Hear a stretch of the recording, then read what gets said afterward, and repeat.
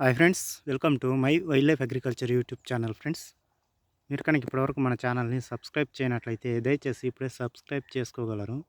అదేవిధంగా పక్కన ఉన్న గంటను కూడా ఆన్లో పెట్టండి. వీడియో పెట్టిన వెంటనే మీకు నోటిఫికేషన్ వస్తుంది.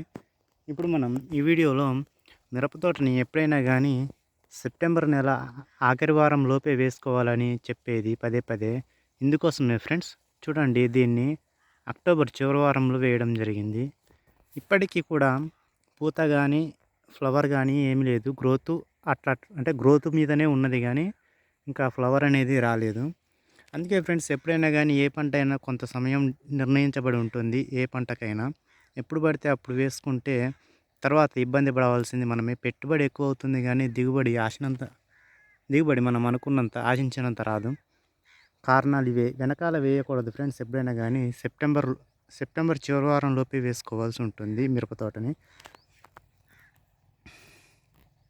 తక్కువ దిగుబడి వచ్చే అవకాశం ఉంటుంది లేటుగా వేయడం వలన.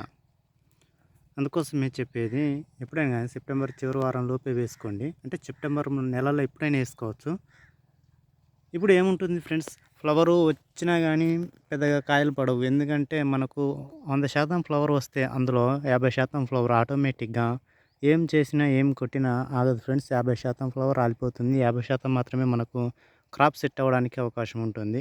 అయితే ఈ సమయంలో, అనగా డిసెంబరు 2వ వారం నుంచి జనవరి 2వ వారం, ఈ మధ్యకాలంలో నల్లతామర పురుగుల తాకిడి అనేది ఉధృతి ఎక్కువగా ఉంటుంది. కారణం ఏంటంటే అత్యంత అనుకూలంగా ఉంటుంది ఈ ఈ నెల లోపల. అంటే డిసెంబర్ 2వ వారం, జనవరి 2వ వారం, ఈ మధ్యకాలం, ఈ నెల రోజులు బ్లాక్ ట్రిప్స్కి అత్యంత అనుకూలంగా ఉంటుంది. ఫ్లవర్ అనేది ఆటోమేటిక్గా ఫుల్గా డ్రాప్ అవ్వడం జరుగుతుంది. ఏదో వచ్చిన 50%లో 25% మాత్రమే మనకు కాయలు అవ్వడానికి అవకాశం ఉంటుంది. వీడియో యొక్క ముఖ్య ఇన్ఫర్మేషన్ ఏమిటంటే, ఎప్పుడైనా కానీ లేటుగా వేయకండి ఫ్రెండ్స్. అనవసరమైన పెట్టుబడిని పెట్టుకొని దిగుబడి ఆశించినంత రాకపోవడం వల్ల నష్టాలు చవి చూడవలసి వస్తుంది. వీడియోని పూర్తిగా చూసేందుకు ధన్యవాదములు. మన ఛానల్ని సపోర్ట్ చేసి తోటి రైతులకు షేర్ చేయగలరు. Thank you for watching this video. Thank you.